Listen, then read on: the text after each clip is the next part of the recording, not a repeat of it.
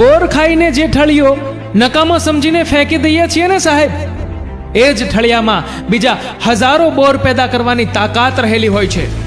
એટલે સંબંધ કોઈ પણ હોય, મતલબ નીકળી ગયા પછી અને નકામો ના સમજવો જોઈએ.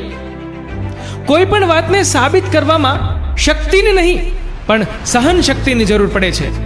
માણસ કેવા દેખાય એના કરતા કેવા છે એ મહત્વનું છે. કારણ કે સૌંદર્યનું આયુષ્ય માત્ર જુવાની સુધી અને ગુણોનું આયુષ્ય આજીવન સુધી સાથે રહે છે. ગમતું હોય એ મળતું નથી ને મળે છે એ ગમતું નથી. ગજબ સે જિંદગીની રમતો, આવે જ્યારે ત્રણ એકા ત્યારે સામે કોઈ રમતું નથી. આજના સમયમાં જન્મ અને મૃત્યુ બંને મોંઘા થઈ ગયા છે. કેમ કે સિઝેરિયન વગર કોઈ આવતું નથી અને વેન્ટિલેટર વગર કોઈ જતું નથી. સંબંધ માપવાના જીવનમાં કોઈ ત્રાજવા નથી હોતા. એ તો તમારું વર્તન જ કહી દે છે કે કોણ કેટલું કિંમતી છે.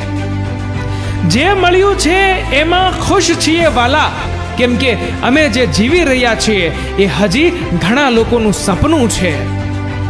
જીવનમાં એક વાત ક્યારેય ના ભૂલતા, જેણે તમને જીતતા શીખવ્યું એને હરાવવાના સપના ક્યારેય ના જોતા. સંજોગો સામે લડતા શીખો, આંસુ પીને હસતા શીખો. દુનિયામાં રહેવું હોય તો દુનિયાથી ડરો નહીં, દુનિયા તો દરિયો છે, આ દરિયામાં તરતા શીખો. જિંદગીમાં ભલે હજારો મતલબી લોકો ભટકાય, પણ એક સાચી લાગણી વાળી વ્યક્તિ મળે એટલે હિસાબ બરાબર થઈ જાય. હસીને જોવામાં અને જોઈને હસવામાં બહુ જ ફરક છે. પરિણામ બદલાઈ જાય છે અને ક્યારેક સંબંધ પણ. ખૂબ જ વિચારવા જેવું. વધતી જતી આ ઊંચી ઇમારતો કે ફળિયું શું રૂપાળું છે?